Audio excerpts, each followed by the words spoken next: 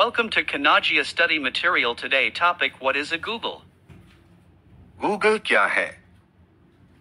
Google एक अमेरिकी बहुराष्ट्रीय प्रौद्योगिकी कंपनी है जो इंटरनेट सर्च, क्लाउड कंप्यूटिंग और विज्ञापन तंत्र में विशेषज्ञता रखती है। यह एक सर्च इंजन के रूप में सबसे ज्यादा जाना जाता है, जो उपयोगकर्ताओं को वेब पर जानकारी खोजने में मदद करता है। गूगल के कुछ मुख्य उत्पाद और सेवाएं हैं। सर्च इंजन है। यह एक शक्तिशाली सर्च इंजन है जो उपयोगकर्ताओं को कीवर्ड या वाक्यांशों का उपयोग करके वेब पर जानकारी खोजने की अनुमति देता है। यह खोज क्वेरी से उनकी प्रासंगिकता के आधार पर वेबसाइटों का विश्लेषण और रैंकिंग करने के लिए एल्गोरिदम का उपयोग करता है। Gmail.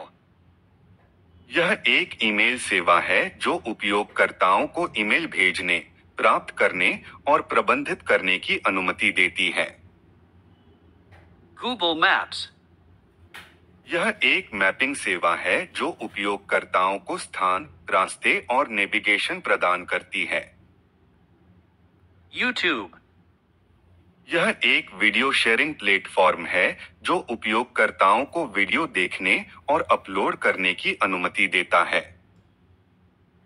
Google Drive.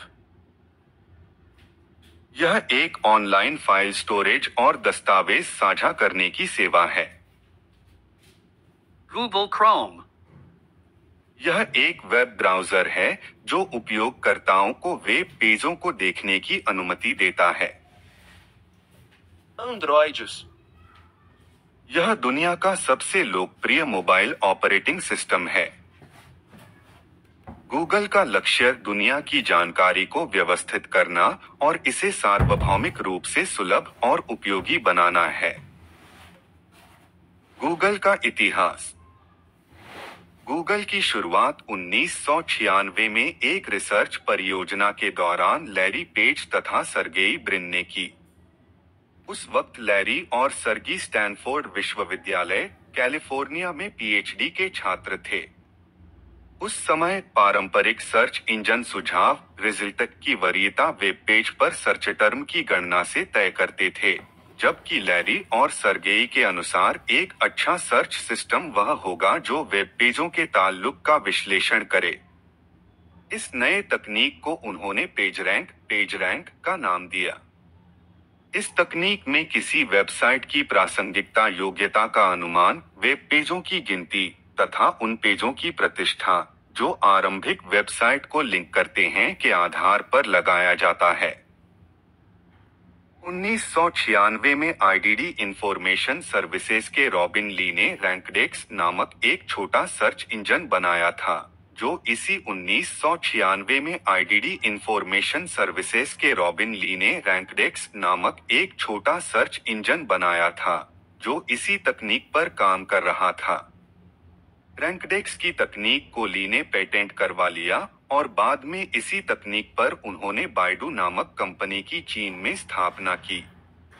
पेज और ब्रिन ने शुरुआत में अपने सर्च इंजन का नाम बैकरब रखा था, क्योंकि यह सर्च इंजन पिछली कड़ियां, बैकलिंक्स के आधार पर किसी साइट की वरीयता तय करता था।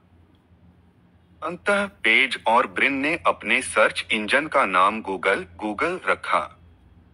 गूगल अंग्रेजी के शब्द गूगल की गलत वर्तनी है, जिसका मतलब है वह नंबर जिसमें एक के बाद 100 शून्य हो।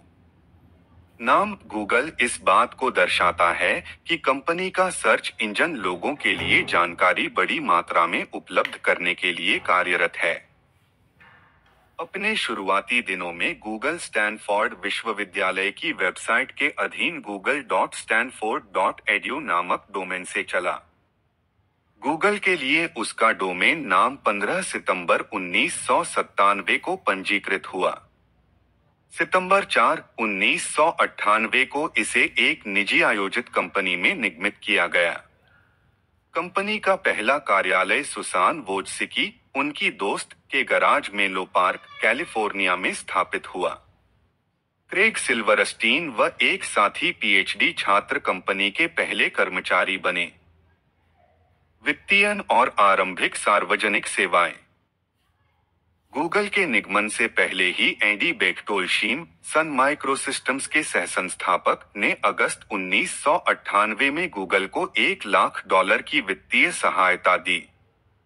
1999 के शुरुआत में जब वे स्नातक के छात्र थे, ब्रिन और पेज को लगा कि वे सर्च इंजन पर काफी समय व्यतीत कर रहे हैं और पढ़ाई पर ध्यान नहीं दे रहे हैं। इस कारण उन्होंने इसे बेचने का निर्णय लिया और एक साइट कंपनी के सीईओ जॉर्ज बेल को 10 लाख में बेचने का प्रस्ताव रखा। उन्होंने यह प्रस्ताव ठुकरा दिया और बाद में अपने इस फैसले के लिए विनोद खोसला की आलोचना की। जबकि खोसला ने $7,50,000 में कंपनी खरीदने की ब्रिन और पेज से बात भी कर ली थी। तब खोसला एक साइट के उद्यम पूंजीपति थे। 7 जून 1999 को कंपनी में $250 लाख लगाने की घोषणा की गई। यह घोषणा प्रमुख निवेशकों के सहित उद्यम पूंजी company Kleiner Perkins Caufield and Byers तथा सिकोडिया कैपिटल के तरफ से की गई। गूगल की आरंभिक सार्वजनिक सेवाएं (आईपीओ) 5 साल बाद 19 अगस्त 2004 से चालू हुई। कंपनी ने अपने $1,96,05,052 शेयरों का दाम $85 प्रति शेयर रखा। शेयरों को बेचने के लिए एक अनूठे ऑनलाइन नीलामी फॉर्मेट का इस्तेमाल किया गया। इसके लिए मॉर्गन स्टेनली और क्रेडिट सुइस, जो कि इस नीलामी के बीमाकर्ता थे, द्वारा बनाए गए एक प्रणाली का उपयोग किया गया। $1.67 अरब की बिक्री ने गूगल को बाजार में $23 अरब से अधिक की राशि से बाजार पूंजीकरण किया। 2,710 लाख शेयरों का विशाल बहुमत गूगल के नियंत्रण में रहा और काफी गूगल कर्मचारी शीघ्र ही कागजी लखपति बन गए। याहू गूगल का प्रतिद्वंद्वी को भी बड़ा फायदा हुआ, क्योंकि उस समय याहू के पास गूगल के 84 लाख शेयरों का स्वामित्व था। कुछ लोगों को लगा कि गूगल का यह आईपीओ निस्संदेह कंपनी संस्कृति में हेरफेर करेगा। इसके कई कारण थे, जैसे कि शेयरधारकों का कंपनी पर उसके कर्मचारियों को होने वाले लाभ में कटौती के लिए दबाव, क्योंकि यह एक तथ्य था कि कंपनी को हुए बड़े फायदे से कई कर्मचारी शीघ्र कागजी लखपति बन गए थे। इसकी जवाबदेही में सहसंस्थापक सर्गेई ब्रिन और लैरी पेज ने एक रिपोर्ट में अपने संभावित निवेशकों को यह आश्वासन दिया कि कंपनी के आईपीओ से कंपनी के कार्य करने की प्रणाली में कोई अनचाहा बदलाव नहीं होगा। वर्ष 2005 में यद्यपि द न्यूयॉर्क टाइम्स में छपे लेखों तथा अन्य सूत्रों से ऐसा लगने लगा कि गूगल अपने एंटी कॉर्पोरेट नो इवल सिद्धांत से भटक रहा है। कंपनी ने इस विशिष्ट कार्यप्रणाली को बनाए रखने के लिए एक मुख्य संस्कृति अधिकारी का पद नियुक्त किया। इस पद का अधिकारी मानव संसाधन निदेशक भी होता है। मुख्य संस्कृति अधिकारी का उद्देश्य कंपनी में कंपनी के सिद्धांत को विकसित करना तथा उसे बनाए रखना है। इसके साथ साथ उन विषयों पर भी काम करना है जिनसे कंपनी अपने मूलभूत सिद्धांतः एक स्पष्ट संगठन के साथ एक सहयोगपूर्ण परिवेश पर कायम रहे। गूगल को अपने पूर्व कर्मचारियों से लैंगिक भेदभाव तथा वृद्धों के प्रति अनुचित व्यवहार जैसे आरोपों का भी सामना करना पड़ा है। ऑनलाइन विज्ञापन से हुई भारी बिक्री और आय से आईपीओ के बाद बाकी बचे शेयरों का प्रदर्शन भी बाजार में अच्छा रहा। उस समय पहली बार 31 अक्टूबर 2007 को शेयरों का दाम $700 हुआ था। शेयरों के दाम में बढ़ोतरी का मुख्य कारण व्यक्तिगत निवेशक थे, न कि प्रमुख संस्थागत निवेशक और म्यूचुअल फंड। गूगल अब नैस्डैक स्टॉक एक्सचेंज में टिकर चिन्ह गूग तथा फ्रैंकफर्ट शेयर बाजार में टिकर चिन्ह GGQ1 से सूचीबद्ध है। विकास।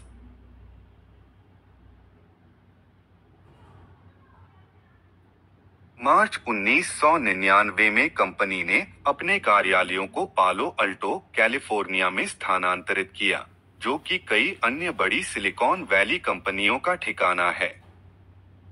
इसके एक वर्ष बाद पेज और ब्रिन के शुरुआती विमुखता के बावजूद गूगल ने खोज शब्दों, संकेत शब्द, कीवर्ड्स से जुड़े विज्ञापनों को बेचना शुरू किया।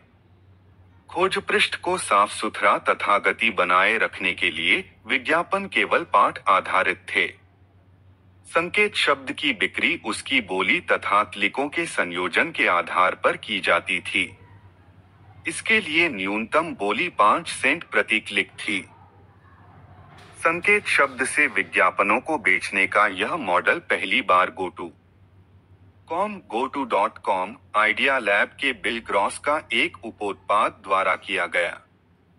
इस कंपनी ने अपना नाम ओवरचर सर्विसेज रख लिया और गूगल पर उसके न प्रति क्लिक और बोली के पेटेंट्स का कथित उल्लंघन करने का मुकदमा किया। ओवरचर सर्विसेज बाद में याहू द्वारा खरीद लिया गया और इसका नया नाम याहू सर्च मार्केटिंग रखा गया।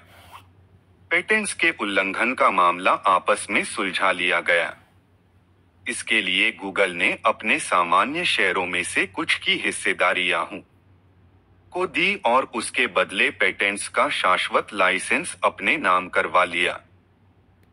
उसी समय गूगल को अपने पृष्ठ वरीयता, पेज रैंक तंत्र के पेटेंट की प्राप्ति हुई। यह पेटेंट आधिकारिक तौर पर स्टैनफोर्ड विश्वविद्यालय को सौंपा गया था और आविष्कारक के रूप में लॉरेंस पेज को सूचीबद्ध करता है। 2003 में 2 अन्य कार्यालयों को कम पड़ता देखते हुए कंपनी ने अपना वर्तमान कार्यालय सिलिकॉन ग्राफिक्स से लीज पर 1600 amphitheatre Parkway, mountain view, California में चालू किया। गूगल का यह कार्यालय परिसर गूगलप्लेक्स के नाम से जाना जाता है। यह अंग्रेजी शब्द गूगलप्लेक्स का तर्क है, जिसका मतलब मान है 10101000। 3 वर्ष पश्चात गूगल ने $319 मिलियन में सिलिकॉन ग्राफिक्स से अपना कार्यालय परिसर खरीद लिया। तब तक गूगल रोजमर्रा में इस्तेमाल किया जाने वाला शब्द बन चुका था। इस कारण शब्द गूगल मेरियम वेबस्टर शब्दकोश, ऑक्सफोर्ड अंग्रेजी शब्दकोश में जानकारी प्राप्त करने के लिए गूगल सर्च इंजन का प्रयोग, जानकारी प्राप्त करने के लिए गूगल सर्च इंजन का प्रयोग के परिभाषा से शामिल कर लिया गया। अधिग्रहण और भागीदारी। मुख्य लेखा गूगल द्वारा की गई अधिग्रहणों सूची।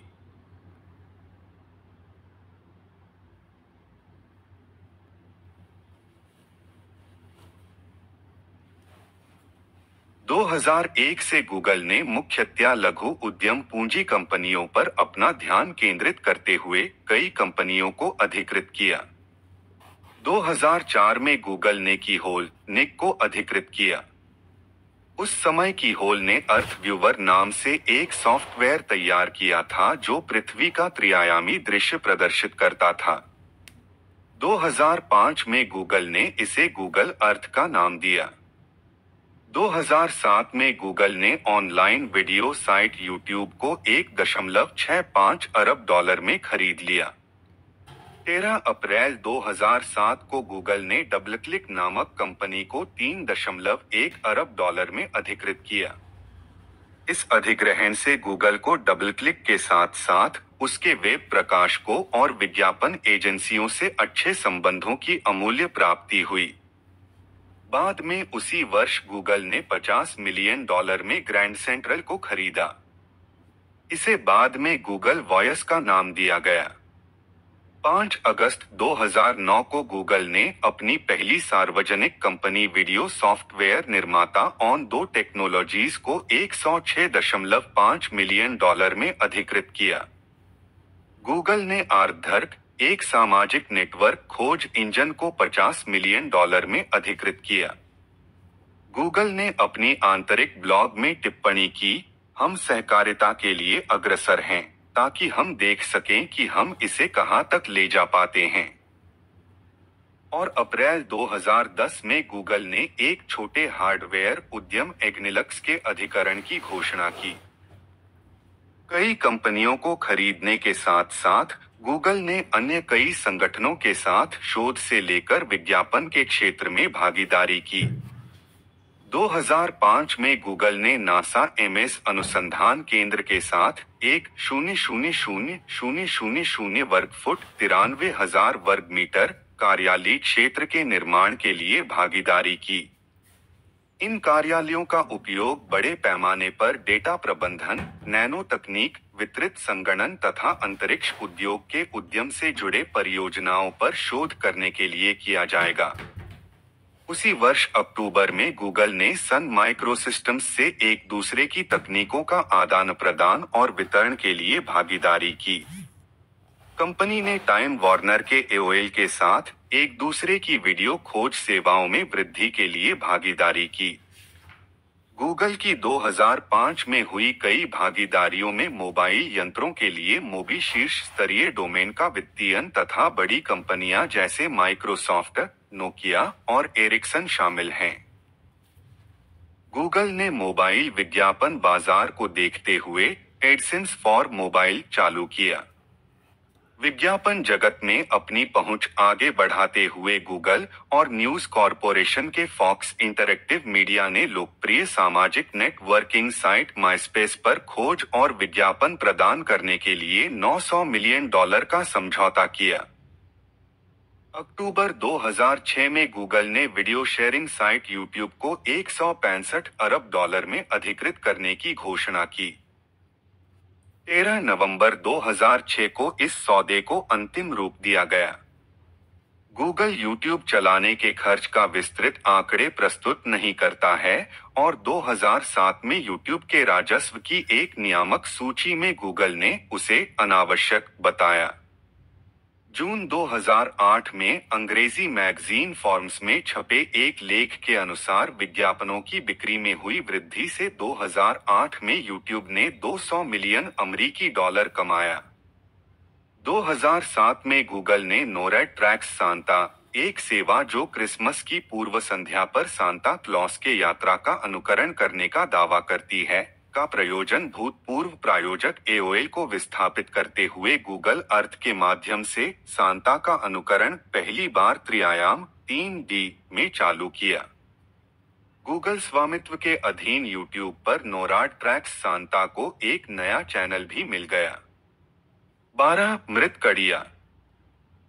2008 में गूगल ने ZIOEye से एक उपग्रह जो गूगल अर्थ को उच्च विश्लेषण 0.41 मीटर मोनोक्रोम और 1.65 मीटर रंगीन चित्र उपलब्ध कराता है के प्रक्षेपण के लिए साझेदारी की। यह उपग्रह बेंडेनबर्ग वायुसेना केंद्र से 6 सितंबर 2008 को प्रक्षेपित किया गया। 2008 में गूगल ने यह घोषणा किया कि वह लाइफ पत्रिका से साझेदारी करेगा और उसके तस्वीरों के एक संग्रह की मेजबानी भी करेगा। संग्रह के चित्रों में से कुछ का प्रकाशन पत्रिका में कभी हुआ ही नहीं। वे चित्र जलांकित थे और सब पर सर्वाधिकार सूचना, कॉपीराइट नोटिस छपा हुआ था, इसके बावजूद कि वे लोक प्रक्षेत्र के दर्जे की थीं। 2010 में गूगल एनर्जी ने अपना पहला निवेश एक अक्षय ऊर्जा परियोजना में $38.8 मिलियन का उत्तर डकोटा में 2 वायु ऊर्जा फार्मों पर किया। कंपनी ने बताया कि इन 2 फार्मों से 169.5 मेगावाट का विद्युत उत्पन्न होगा, जो कि 55,000 घरों को बिजली प्रदान करा सकता है। यह फार्म, जो कि नेक्स्टेरा एनर्जी रिसोर्सेस द्वारा विकसित किया गया था, उस इलाके में खनिज ईंधन के इस्तेमाल को कम कर देगा और लाभान्वित भी करेगा। नेक्स्टेरा एनर्जी रिसोर्सेस ने गूगल को उसके 20% शेयर की हिस्सेदारी बेची ताकि वे उस परियोजना के विकास में और पैसा लगा सके, और फिर 2010 में गूगल ने ग्लोबल आईपी सॉल्यूशंस, जो कि नॉर्वे में वेब आधारित टेलीकॉन्फ्रेंसिंग और अन्य संबंधित सेवाएं प्रदान करती हैं, को खरीदा।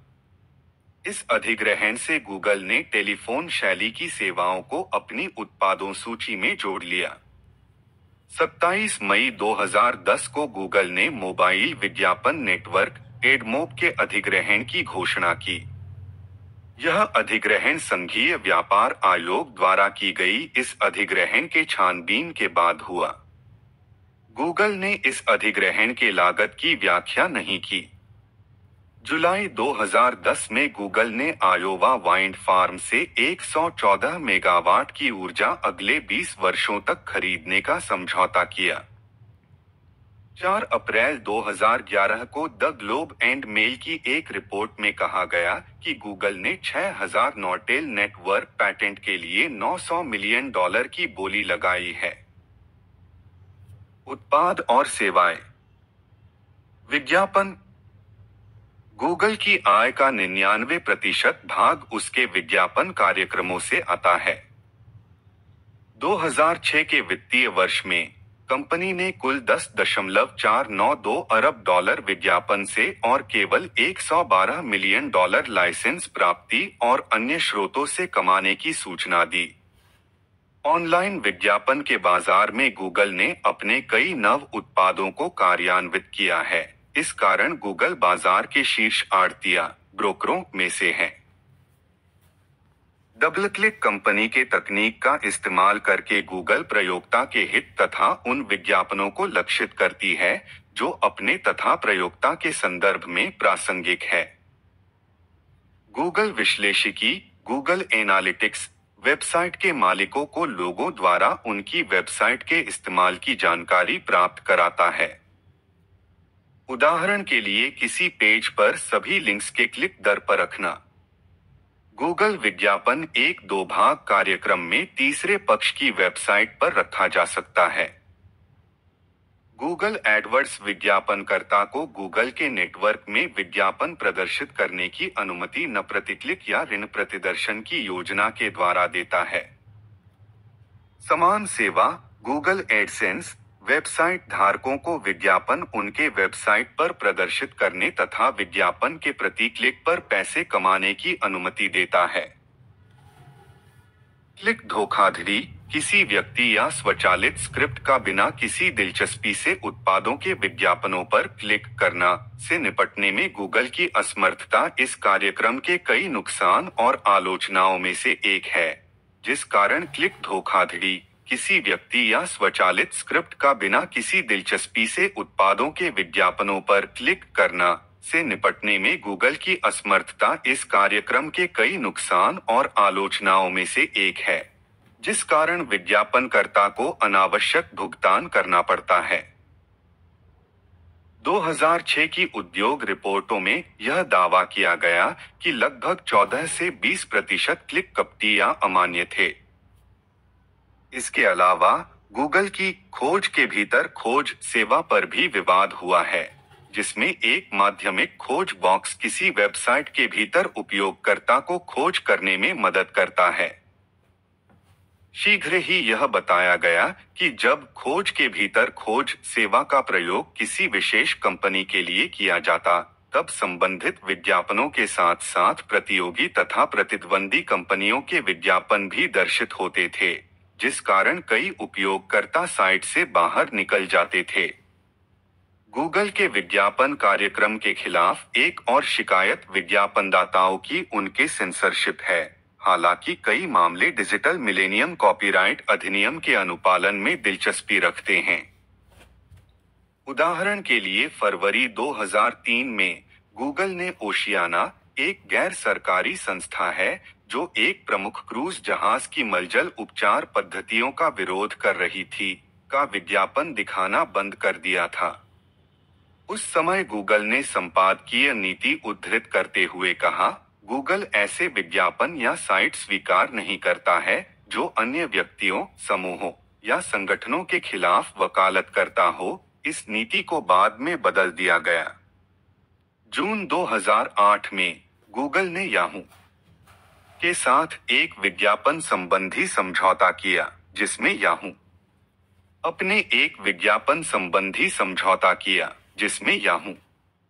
अपने वेब पेजों पर गूगल को विज्ञापन प्रदर्शित करने की अनुमति देगा।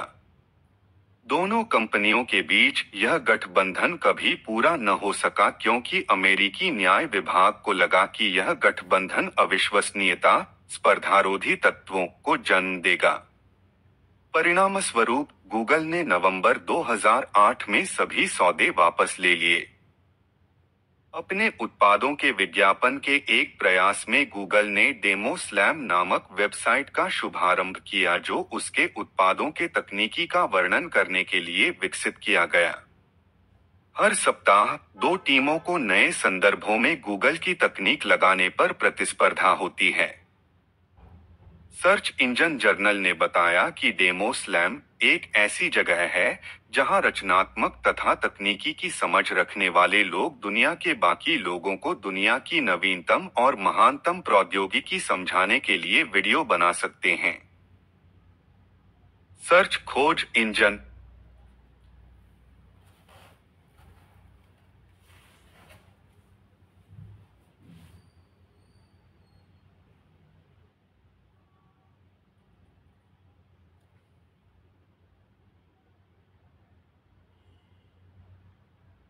गूगल सर्च एक वेब खोज इंजन कंपनी की सबसे लोकप्रिय सेवा है।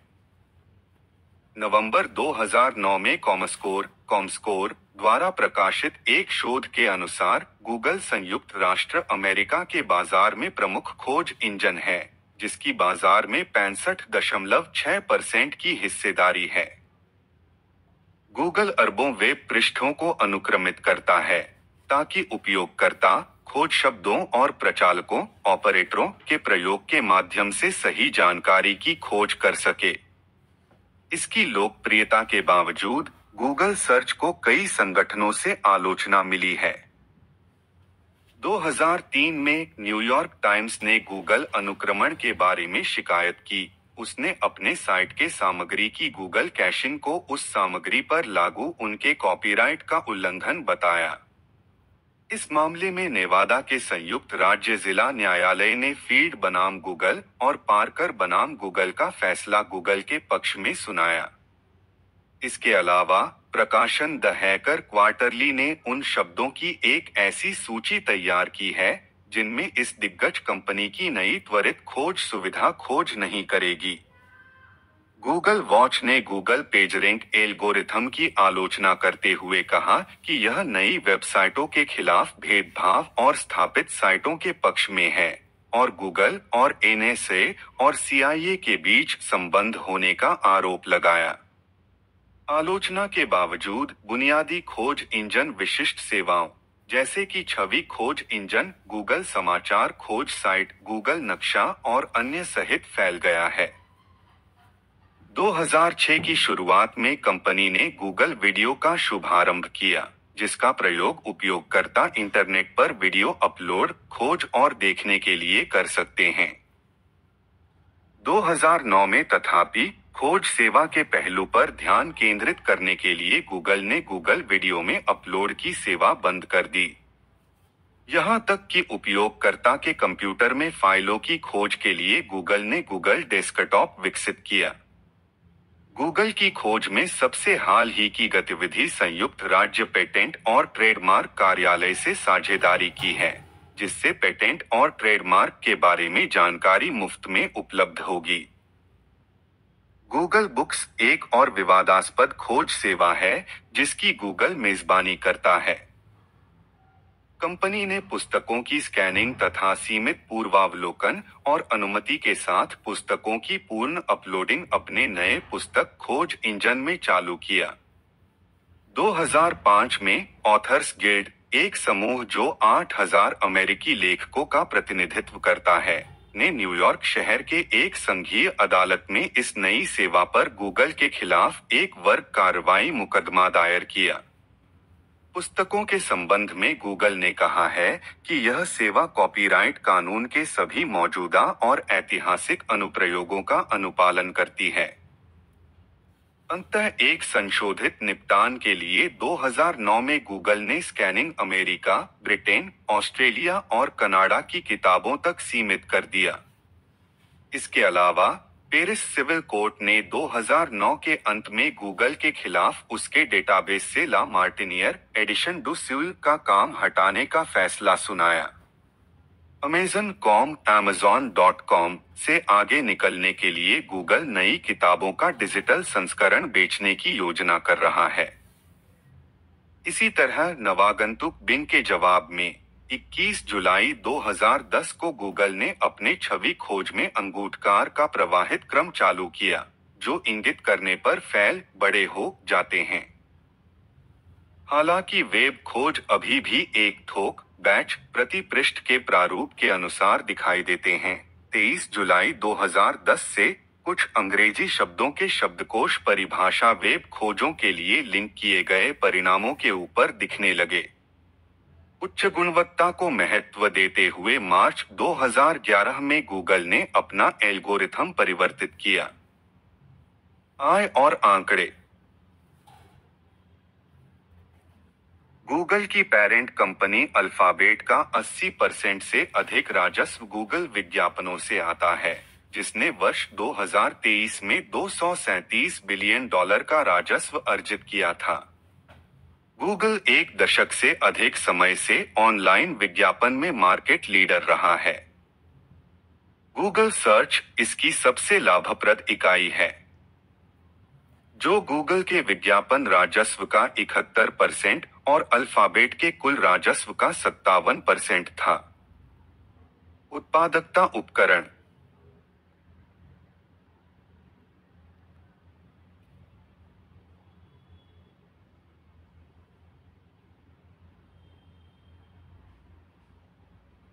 अपने मानक वेब खोज सेवाओं के अलावा गूगल ने पिछले कुछ वर्षों में कई ऑनलाइन उत्पादकता उपकरण जारी किए हैं।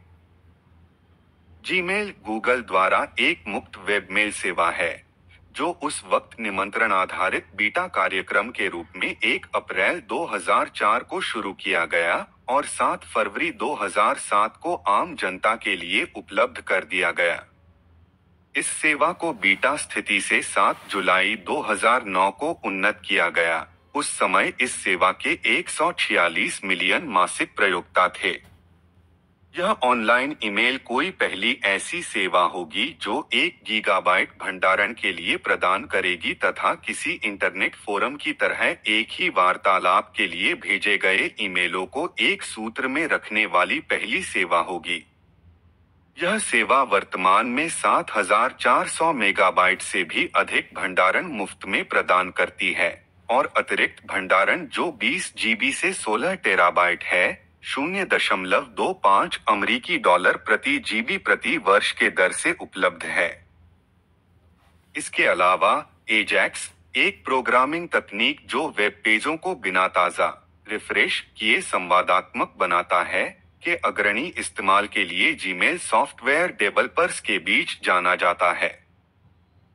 जीमेल की आलोचना संभावित डेटा प्रकटीकरण, एक जोखिम जो कई ऑनलाइन वेब अनुप्रयोगों के साथ जुड़ा है, के कारण भी हुई है।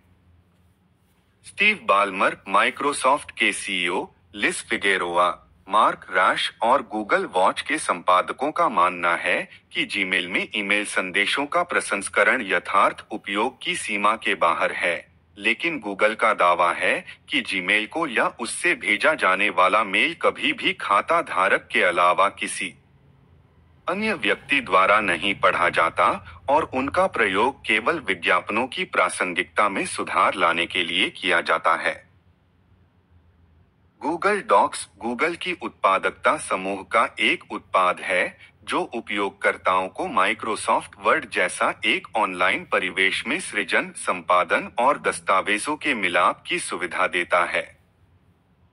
यह सेवा मूलतः राइटली के नाम से जानी जाती थी, लेकिन 9 मार्च 2006 को गूगल ने इसे प्राप्त कर लिया और आमंत्रण आधारित पूर्वालोकन के रूप में जारी किया। अधिग्रहण के बाद 6 जून को गूगल ने एक प्रायोगिक स्प्रेडशीट संपादन कार्यक्रम बनाया, जो 10 अक्टूबर को गूगल डॉक्स के साथ संयुक्त किया गया था। 17 सितंबर 2007 को प्रस्तुतियों को संपादित करने का कार्यक्रम सेट को पूरा करता है। यह कार्य बाकी 3 सेवाओं सहित जीमेल, गूगल कैलेंडर तथा गूगल एप्स सुईट के अन्य सभी उत्पादों का 7 जुलाई 2009 के पूर्ण संस्करण के बाद किया गया। उद्यम उत्पाद।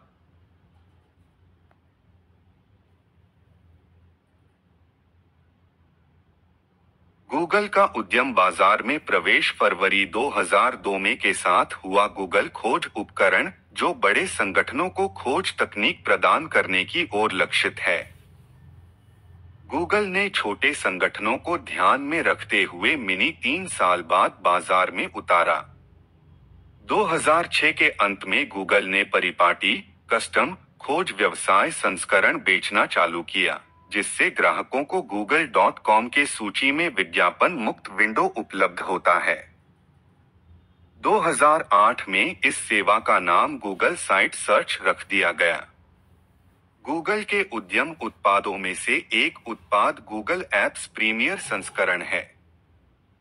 यह सेवा और उसके साथ गूगल एप्स शिक्षण संस्करण तथा सामान्य संस्करण कंपनियों, विद्यालयों और अन्य संगठनों को गूगल के ऑनलाइन अनुप्रयोगों को, जैसे कि जीमेल और गूगल डॉक्यूमेंट्स, अपने डोमेन में डालने की अनुमति देते हैं।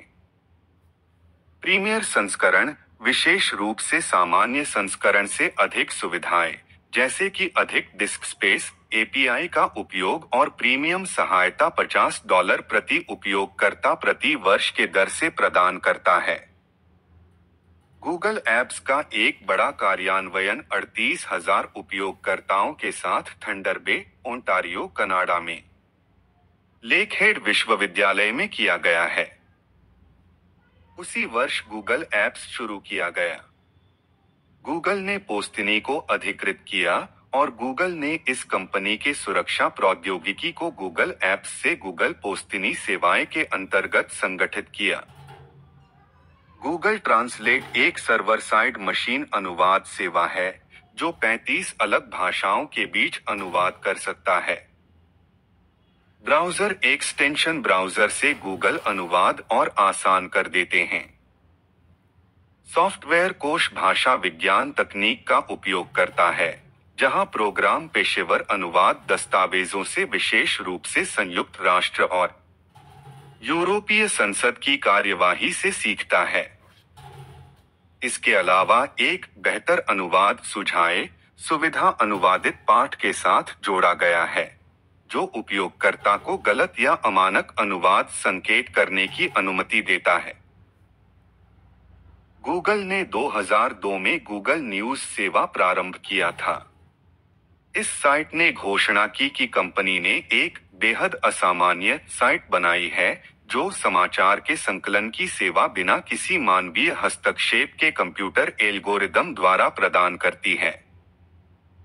गूगल कोई संपादक, प्रबंधक संपादक या कार्यकारी संपादक नियुक्त नहीं करता। याहू समाचार की अपेक्षा गूगल न्यूज़ ने लाइसेंसी समाचार कम प्रदर्शित किया है और बदले में विषय के आधार पर समाचार और सुझावों से जोड़ने वाले लिंकों के साथ उनकी सुर्खियों, नमूने और तस्वीरों को प्रदर्शित करता है। कॉपीराइट उल्लंघन के उलझनों को कम करने के लिए गूगल आमतौर पर तस्वीरों को अंगुष्ठ नखाकार थंबनेल का बनाकर उसी विषय पर अन्य समाचार स्रोतों से लिए गए सुर्खियों के सामने लगाता है। फिर भी एजेंस फ्रांस प्रेस ने कॉपीराइट उल्लंघन के मामले में कोलंबिया जिला के संघीय अदालत में गूगल के खिलाफ मुकदमा दायर किया।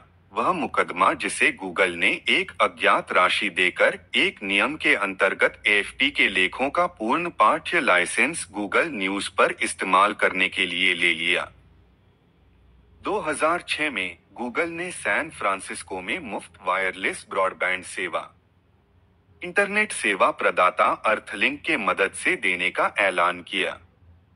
कॉमकास्ट और वेरिजोन जैसे बड़े दूरसंचार कंपनियों ने इस तरह के प्रयासों का विरोध किया और कहा कि यह अनुचित प्रतिस्पर्धा है तथा कई शहर अपनी प्रतिबद्धताओं का उल्लंघन करते हुए इन कंपनियों के समक्ष एकाधिकार का प्रस्ताव रख देंगे। 2006 में नेटवर्क तटस्थता पर कांग्रेस के सामने अपनी गवाही में गूगल के चीफ इंटरनेट मत प्रचारक विंडसर्फ यह तथ्य देते हुए इन रणनीतियों की निंदा की कि लगभग कुल में से आधे उपभोक्ताओं के पास सार्थक ब्रॉडबैंड प्रदाताओं के विकल्प का अभाव है। गूगल फिलहाल माउंटेन व्यू, कैलिफोर्निया के अपने गृहनगर में मुफ्त वाईफाई सेवा प्रदान कर रहा है। एक साल बाद गूगल का बाजार में मोबाइल फोन उतारने की रिपोर्टें संभवतः एप्पल आईफोन के प्रतियोगी के रूप में सामने आई। यह परियोजना, जिसे एंड्रॉयड कहा गया, मोबाइल उपकरणों के लिए एक ऑपरेटिंग सिस्टम निकला, जो गूगल के अधिग्रहण के बाद गूगल द्वारा अपाचे लाइसेंस के अंतर्गत एक मुक्त स्रोत परियोजना के रूप में जारी कर दिया गया। एंड्रॉयड आधारित फोन पर चलने वाले एप्लीकेशन बनाने के लिए गूगल डेवलपर्स को सॉफ्टवेयर डेवलपमेंट किट प्रदान करता है। सितंबर 2008 में टी-मोबाइल ने पहला एंड्रॉयड फोन G1 जारी किया। 5 जनवरी 2010 को गूगल ने अपने नाम के तहत अपना पहला एंड्रॉयड फोन नेक्सस 1 जारी किया। अन्य परियोजनाएं जिन पर गूगल ने काम किया है, उनमें एक नई सहयोगपूर्ण संचार सेवा, एक वेब ब्राउज़र और एक मोबाइल ऑपरेटिंग सिस्टम भी शामिल हैं। इनमें से प्रारंभिक सेवा की घोषणा पहली बार 27 मई 2009 को की गई। गूगल वेब एक ऐसा उत्पाद बताया गया जो उपयोगकर्ताओं को वेब पर संपर्क साधने तथा सहयोग देने में मदद करता है।